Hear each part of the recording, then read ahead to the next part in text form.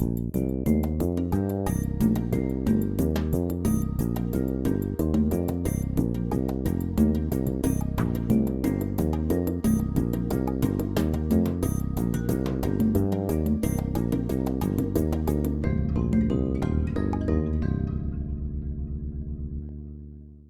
today's topic is a sage for our times.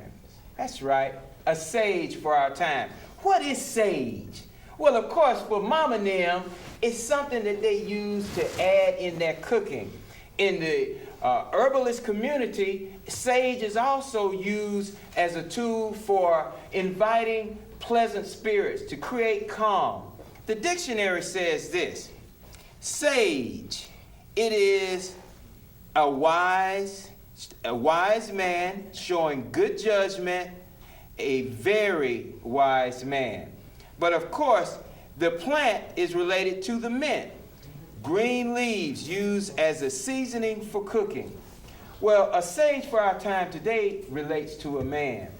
He is a man who I respect, admire, and honor as one that not only walks the walk, he talks the talk and walks the walk. He's one who saw a young poke-colored country boy. Let me see if I can get this picture right here and show you who he had to deal with. Let's see if we can get some. Okay, there it is. That's who he had to deal with. Right there.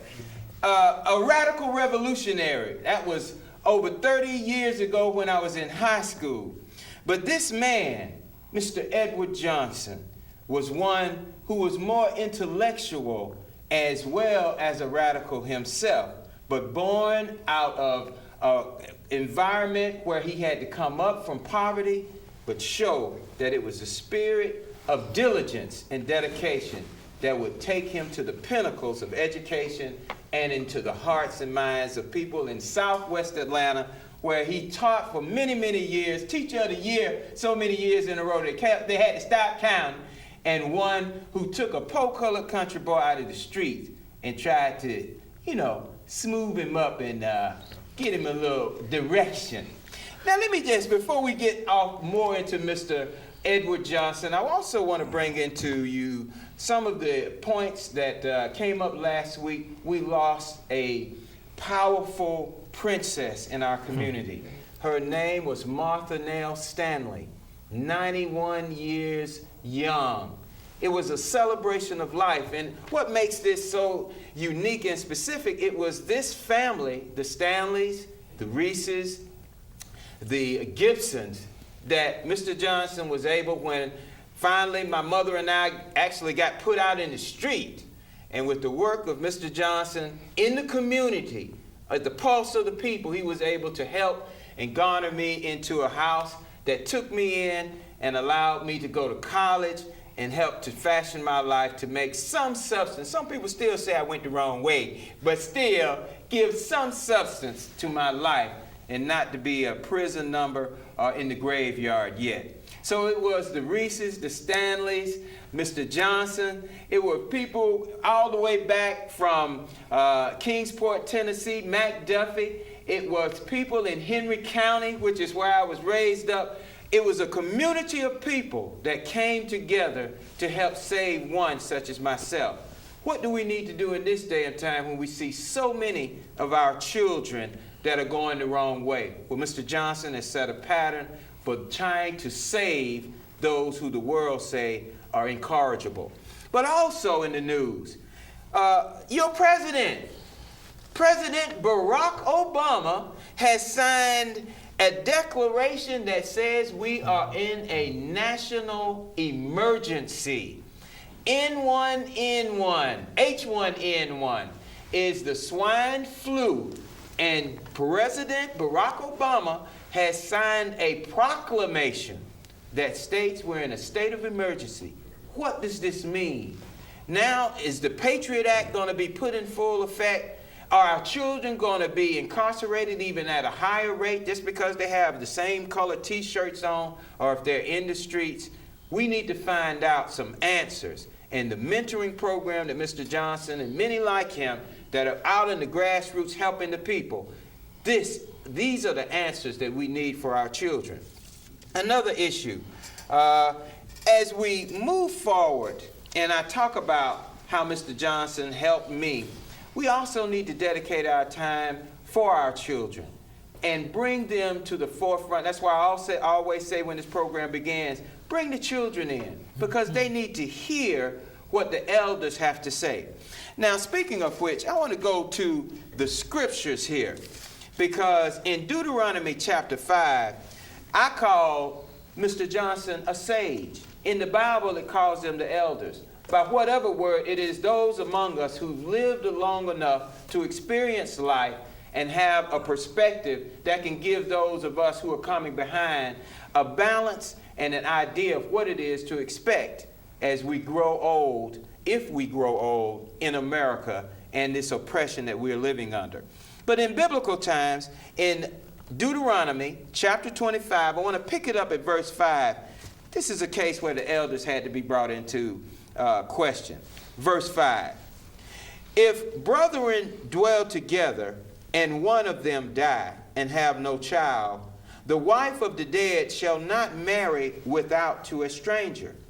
Her husband's brother shall go in unto her, and take her to him to wife.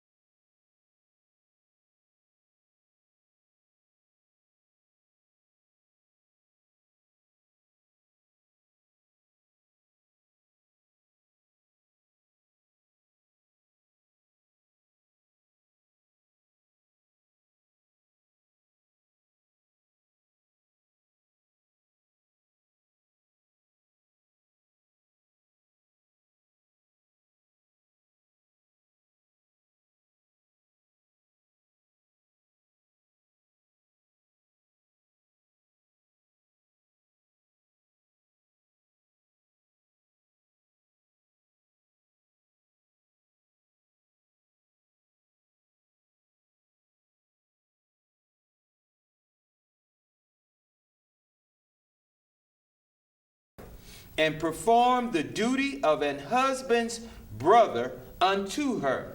And it shall be that the firstborn which she beareth shall succeed in the name of his brother which is dead, that his name be not put out of Israel. And if the man like not be taken by his brother's wife, then let his brother's wife go up to the gate unto the elders and say, my husband brother refuses to raise up his brother's name in Israel. He will not perform the duty of my husband's brother. Then the elders of his city shall call him and speak unto him, and if he stand to it and say, I like not to take her, then shall his brother's wife come unto him in the presence of the elders, and loose his shoe from off his foot, and spit in his face, and shall answer and say, so shall it be done to that man that will not build up his brother's house, and his name shall be called in Israel, the house of him that hath the loose shoe. Well, of course, we aren't in our Father's land, and the customs, the rituals of the Hebrews have long since passed for the world. But the elders are still with us, and we still have to entreat and seek their wisdom. Now I want to bring in a beloved brother before we give you the number one herb that we're going to be dealing with today, the sage, Clifford Beseley. Clifford Beseley and I came up in the Southwest High School. He was there when I got there, let me keep it straight. And his family, the Besleys, his beautiful mother and father, took me in and treated me like one of theirs. Clifford is a soldier in the community, upstanding, righteous brother. But here he is for you to reflect on Mr. Johnson and to give you a little insight about himself. My brother, Clifford Beseley. Brother Beseley, how you bees today? I am Clifford Orlando Beseley. Yes, sir. I speak that word as Brother Edward Johnson taught us to many years ago. Our paths crossed 38 years ago, to be exact. Woo! 38 years ago, I crossed the path of this wonderful, outstanding sage. And the words he has spoken to me have guided every moment of my existence. Yes, sir. He prepared us for the educational system, Right. the importance of your education, and that your mind is a terrible thing to waste. Mm-hmm. That life is our gift from God. That's right.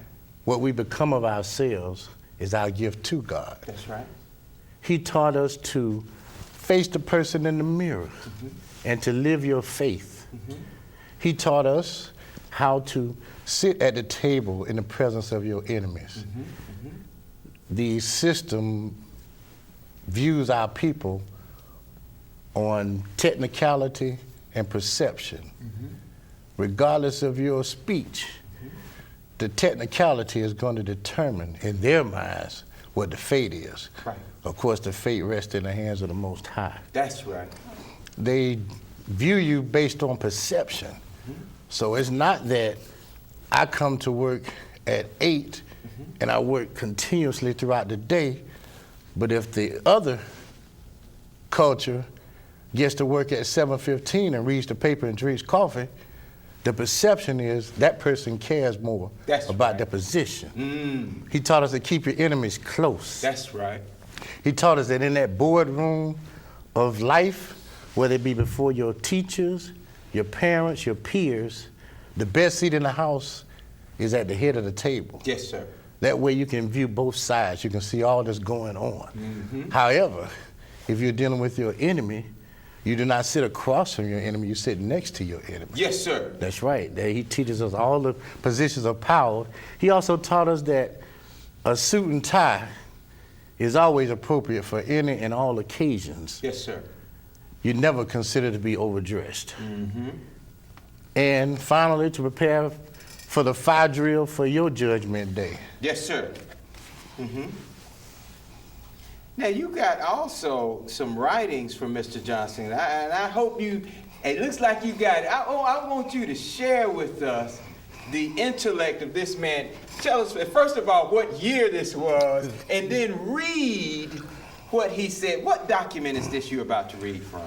This is a document prepared in October of 1968. It's titled, "A Thesis Submitted to the Faculty of the School of Education, Atlanta University, in partial fulfillment of the requirements for the degree of Master of Arts."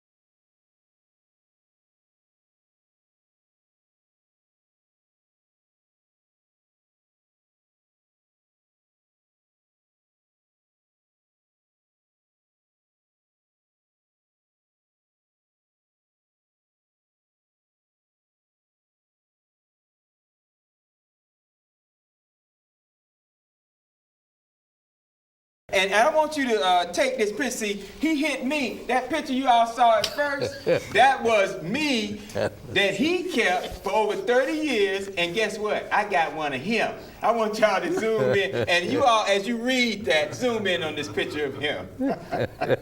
Go ahead, Brother Beasley. In this document, October 1968, he states, the values of the youth of the culturally disadvantaged seem to be those that yield immediate and concrete rewards. As detrimental as this reality is in the end, education is not a value in the environment of the disadvantaged youth.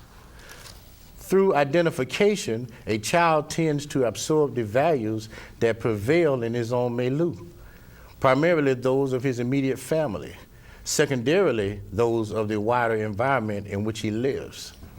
High school graduation is the minimal educational standard for most people in the United States, but certain segments of the population, sometimes particular families, and occasionally a broader socioeconomic grouping, do not hold such educational standards. As our culture is constituted today with effective participation in the culture usually restricted to the educated people, a person with limited schooling has less opportunity, even though he may be naturally well endowed. Exactly. The community and the nation lose his potential contribution. He himself loses too, by being cut off from opportunities, not only in a material sense, but in terms of meaningful and creative living. Excellent. So we see this man has been a giant for many years. See, I want you to get a focus, zoom all the way in. Now, this particular picture is my graduation picture. Look at that. And you'll notice me right there. I'm the only one with glasses. The reasoning for that is that on that particular day, my mother and I had just gotten put out of our house. And Mr. Johnson had bought a television for me, had done things to try to bring us in. And of course, on that day, so I know people wonder, it's etched in stone for life, why did he have glasses on? Well, we just got put out of our house, and I didn't know where I was going, so I was kind of in a little mourning.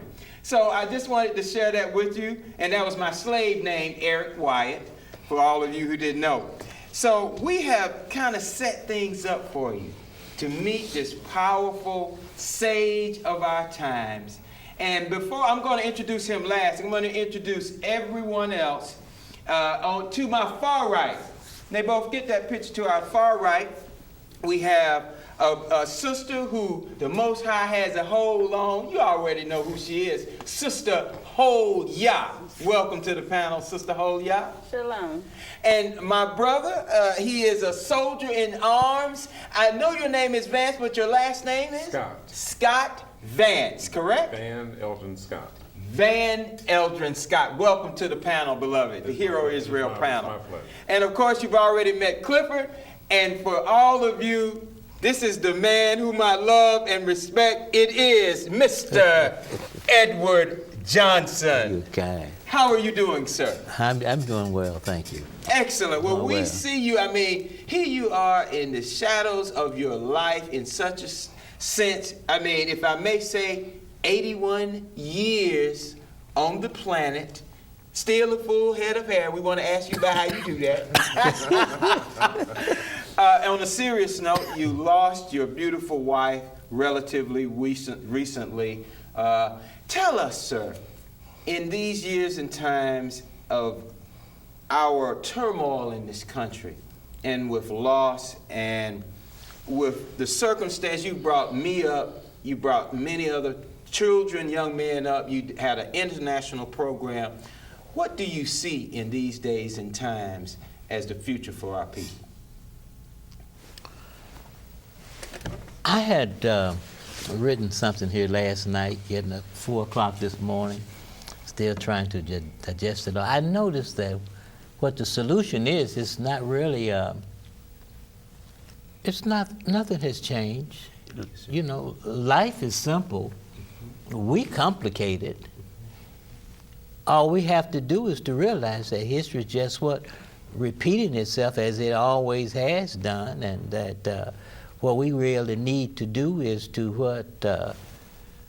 do what we know, is right and what is morally right, what is our responsibility. Because in the end, we're going to realize again and again that the standard procedure of life, you know, I had something here. See, I got so many pieces of paper here. Like the standard, take this for a simple thing. Yes, sir. Let me read it to you.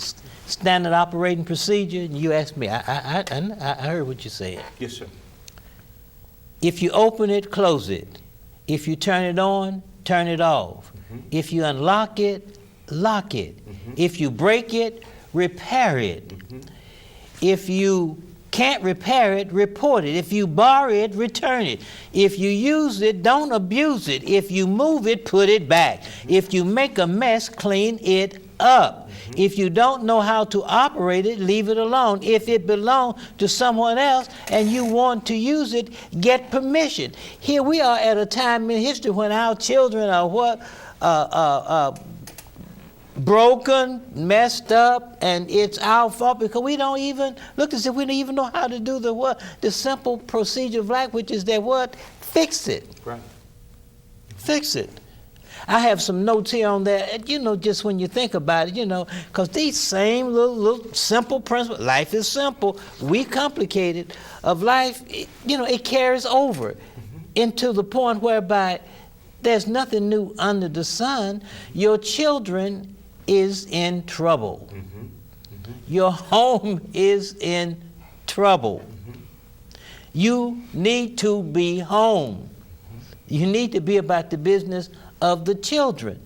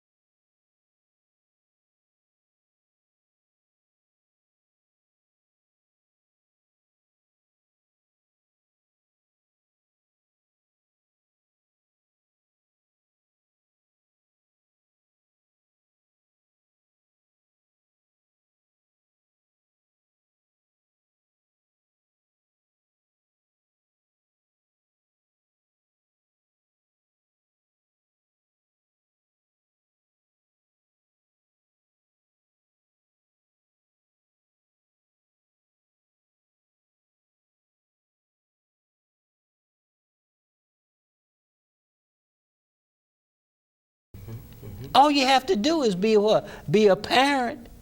For example, in Greece, when asked, when will the chaotic establishment of Athens, Greece, get better? Aristotle or Socrates, I forget, Attorney Van, who said, his answer was that when those who are not directly involved get involved. And everybody's child is your child. That's right. Everybody's child is our children. That's right. You know, and they're out there, you said they're shooting up, killing up, and doing all these things. Well, that's what we taught them. We turned them over to what you call it, the babysitter, which was the TV. Exactly. And the TV, now we got what? The cable. Right. And it's feeding their hearts and their minds. So, Right. and it's full of what? Garbage. That's right. And garbage in, garbage out. out. So why be surprised at the children acting like stupid fools? Because that's what we've been feeding them, what? Stupidity and foolishness. Garbage in, garbage out. And it's our responsibility to what? Fix it, clean it up, and what else? What's the other thing? And we can do it. That's how we got here. Now, Get involved. What about the oppression we're dealing with? In this country, there Yes. is oppression. Yes. There is a foot on our neck. Yes. And of course, you started a program where children were traveling internationally. How did you begin to develop a program where our children could go beyond the shores of America, and based on the sponsorship that you were able to set up? I asked them how to solve the problem. You said they're causing it. And they knew children are not dumb. Teenagers are not dumb. They're not stupid. They can outdo you doing what you do. The only thing that keep them from taking over is the military forces that we have. But how did I do? I asked them what to do. And they said, let's confront our opposition, the enemy. And that's what they did. They went into the different schools. And they confronted their so-called enemies, their opposition. So they lowered the crime rate, the violence within the school system in less than 3 weeks, which has been going on for 30 years. It lowered it by 40% in less than 3 weeks, and maintained it up until the school system changed. Yes, sir.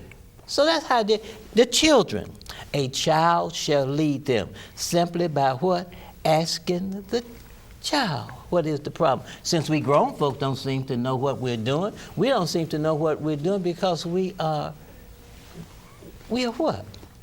Where is our mind? You know, what's going on? What's going on? But we know.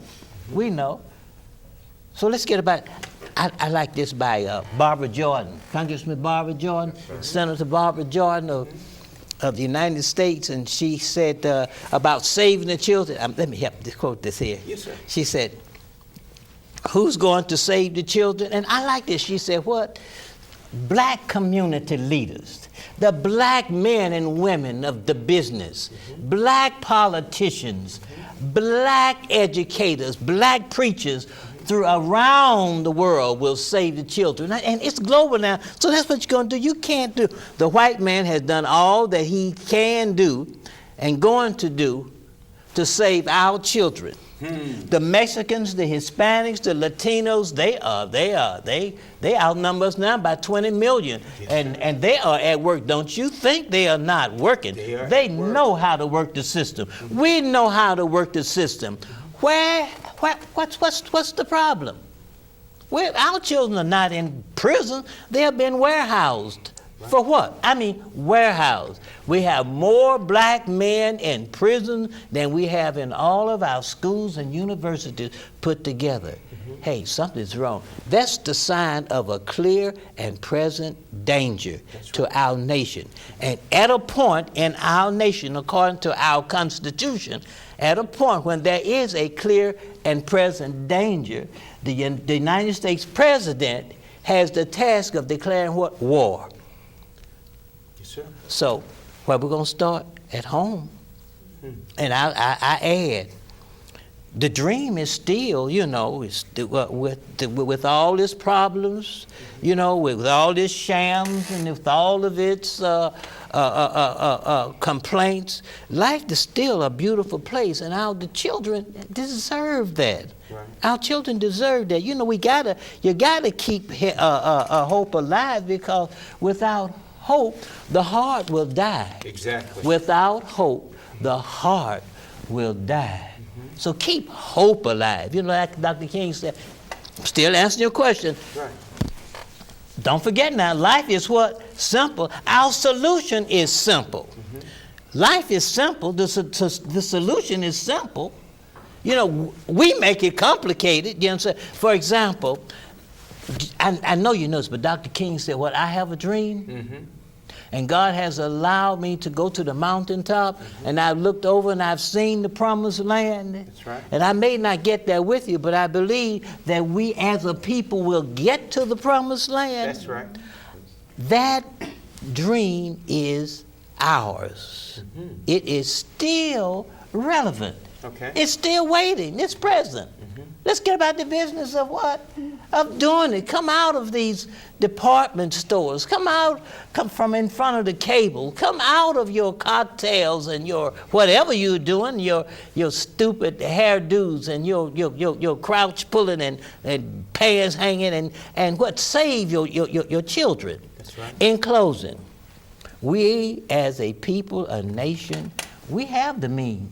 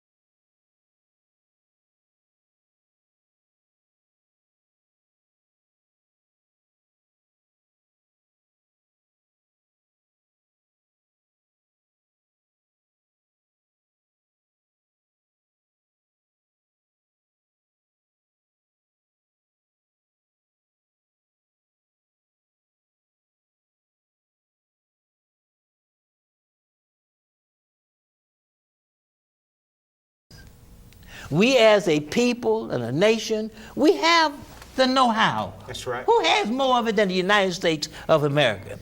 And we as a people, we know what to do and how to do, but the question is,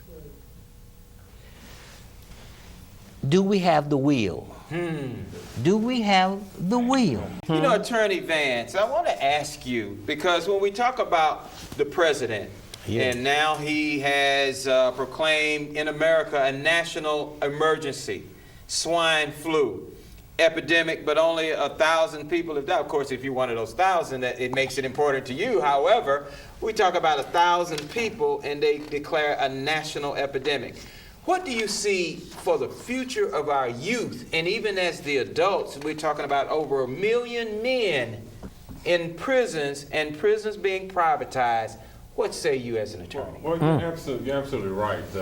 When we talk about statistics and a small proportion of people being affected by an epidemic, but those that are affected by it, it's 100% to them. Absolutely. Yeah. It's not a 1 in 10 or 1 in 100 odd that it's going to happen to you. It's 100% to you, and it's happening to our black men that way that are in the prisons. You know, it's 100% to that family that's affected by that young man. I grew up in St. Louis, Missouri, in the 60s and 70s, and I had cousins that lived in the housing projects there. Yeah. And I had a cousin, a younger cousin, 7 years of my junior, who was a genius as a child. We used to watch this kid take apart radios and put them back together. Wow. But the school system, I think, failed him, and our family wasn't smart enough to guide him into the right kind of education, so he ended up being a prisoner. Exactly. Okay, I mean, but this kid was so brilliant. Right. And he's just an example of all the brilliance that we have locked up in prisons now.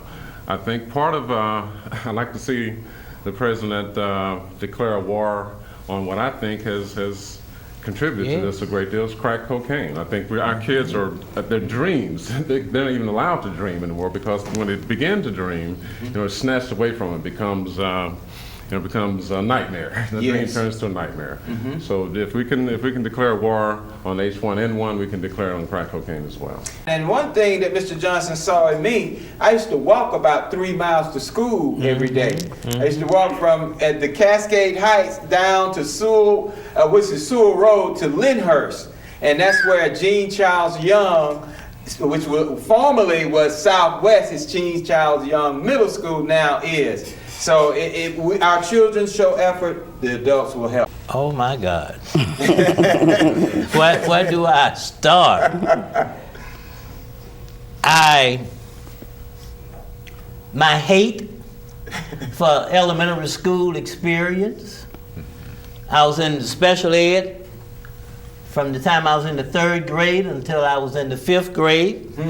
And my aunt came and, no, a teacher made a statement one day, I really didn't have to be there. But they thought I was mentally retarded, when really, you know, my mother had just died when I was 8 and my father deserted us when I was 9. So I was catching hell and didn't know it because I thought this was normal. You know, everybody was. And I had to do so with that. My hate for, you know, the humiliation the kids gave me. I'm eating out of garbage cans and going to school with holes in my shoes and not knowing whether we're gonna be out on the street when I got there or what. Not so this type of thing. Also, the hate for having to go to my home where we live, where the roaches had died of starvation and the rats had names. But in order for me to get to my apartment, I had to smell other people's pots boiling and cooking and meat and bread. That's right. And I was going up to what dead rats and roaches and then looking around at how life could be. But you know what? I would listen to older people who said that they saw something in me. That's right. And one day somebody asked Dr. Mace to what did he attribute his success to, little old country boy, and who didn't have anything. He said, because people were telling me that they saw something in me, sir, and I could be somebody, he said, and I was stupid enough to believe it. Well, I was stupid enough to believe the people who told me that I could be somebody. That's right. And I was looking around, and so I got my culture and whatnot from magazine and Yes, sir. old movies, you know, classic movies, and Yes, sir. and watching what other people had. When I went to your house, I didn't go there to steal. I stole, but I stole food. My little brother and I, we stole food to eat because we didn't know where our father was, and he really didn't want to know because he only showed up like Daddy Warbucks and Little Orphan Annie to whip us for something, but not to feed and clothe. I'm just telling you the truth. So I developed a desire to get it for myself after he slapped me from one end of the hall to the other. When I asked him for some money to get something to eat, I realized that day that I was on my own. And if I was going to eat, if I was going to have something to wear, if I was going to survive, I would have to get up and do it, and I did.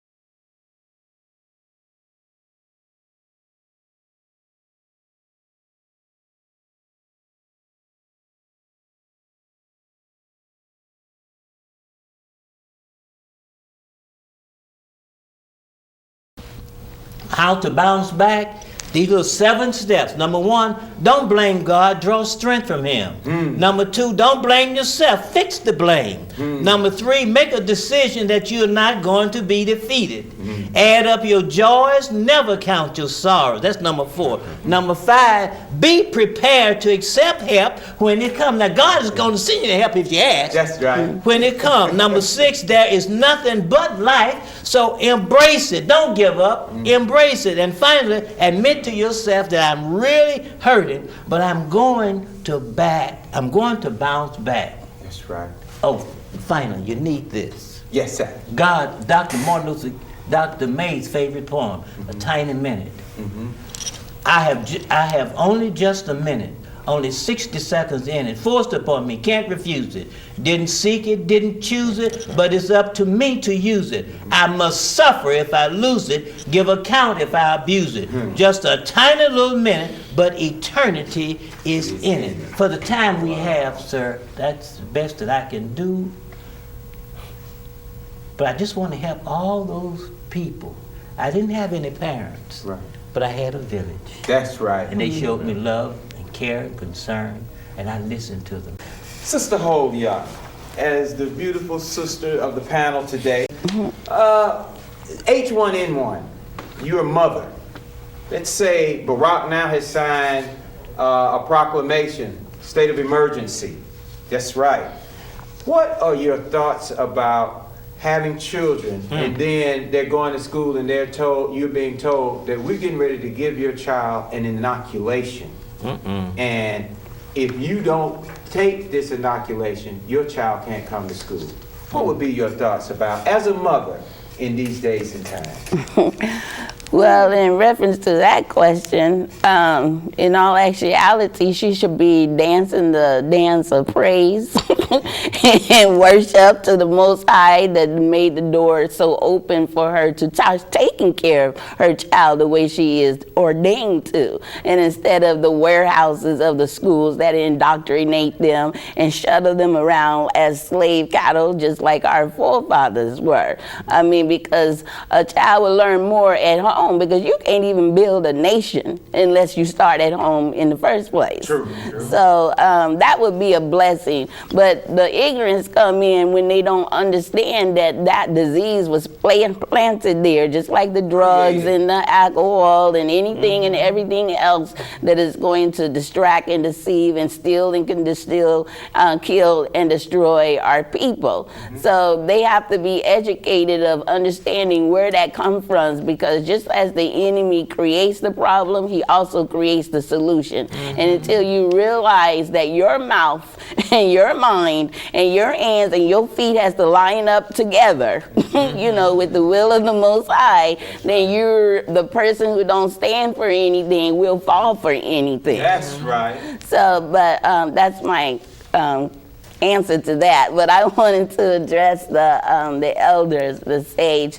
This is a blessing to me, because my dad, he passed when he was an elder, and my mom, I wasn't raised by a mother. But at the same time, the Most High says, old age and gray hair is not what gives you wisdom. So even though I had a gray hair in my household, I couldn't have actually sought answers for one who has not delivered himself or awakened himself or become conscious according to the truth that is truly going to set us free.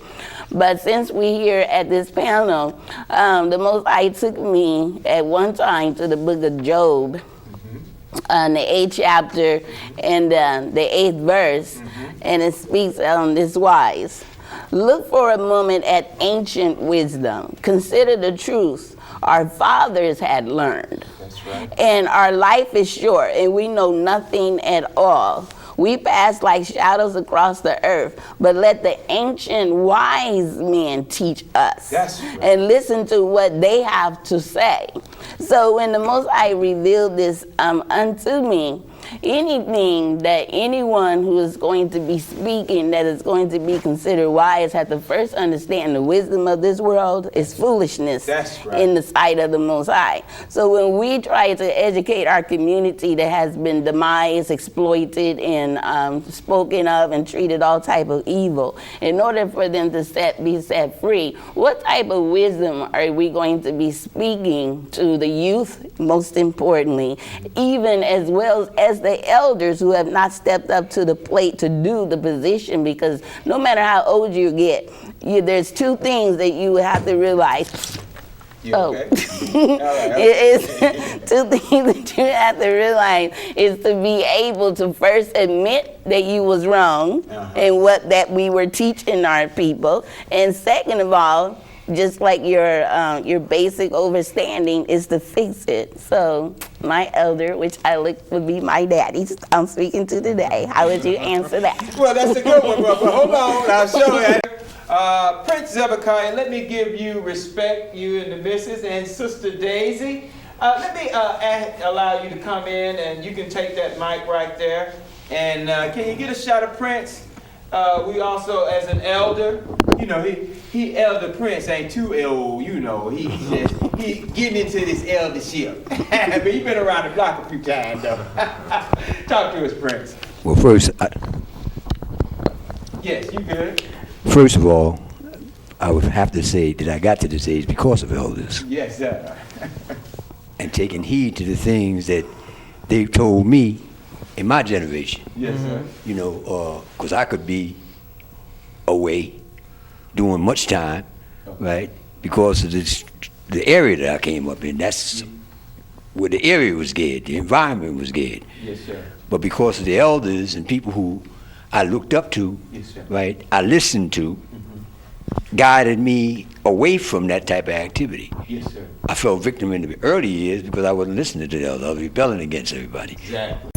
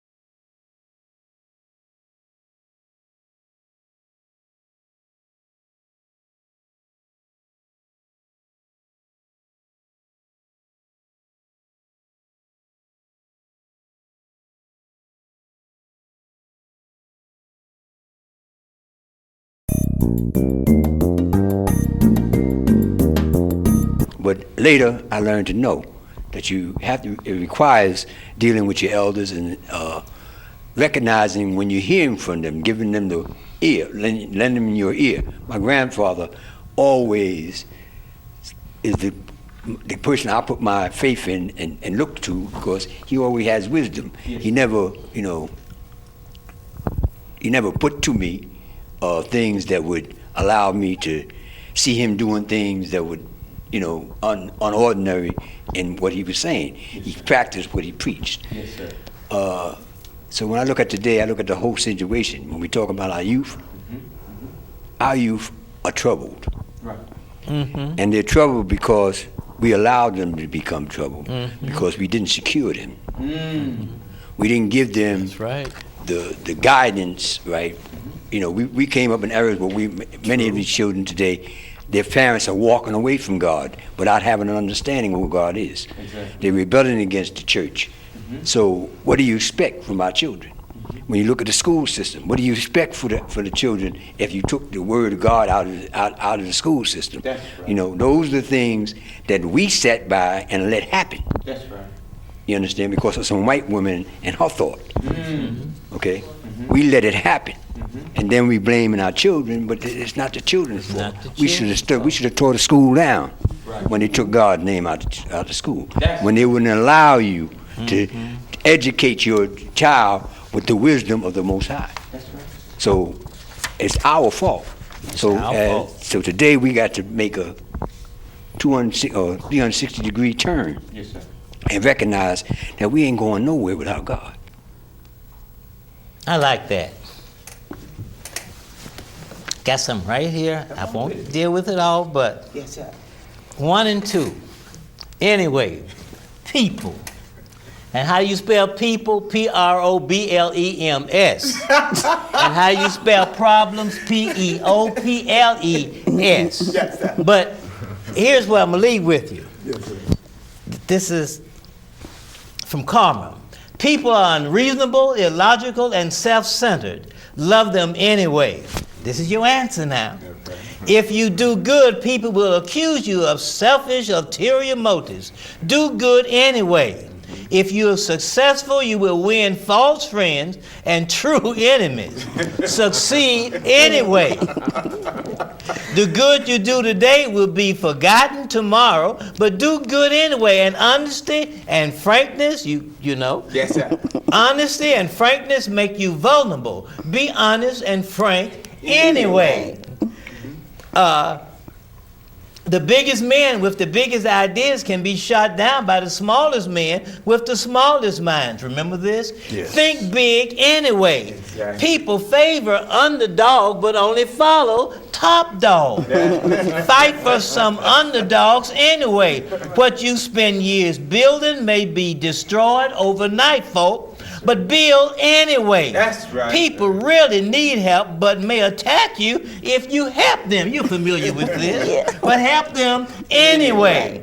Give the world the best you have, and you'll get kicked in the teeth. But give the world the best you have anyway. So that's it. I do have a quick comment. First of all, it is a pleasure to be here today and to have wisdom. And that's the one thing that is so important because, as the panel was saying, a lot of the kids today, their parents weren't taught either. Exactly. So it takes real wisdom, and real wisdom only comes from those that have the Spirit of God, the Creator of heaven and earth, in them, because God is the only one that can speak true wisdom.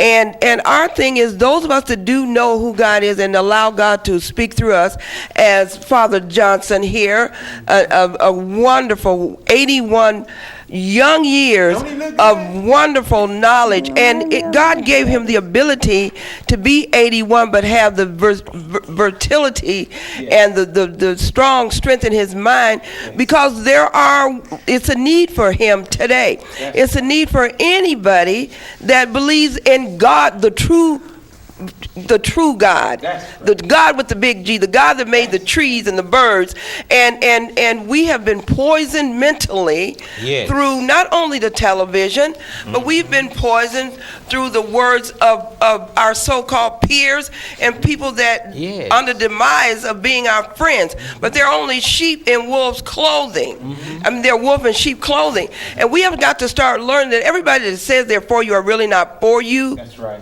Like even with the vaccines and things, they're telling you they're for you.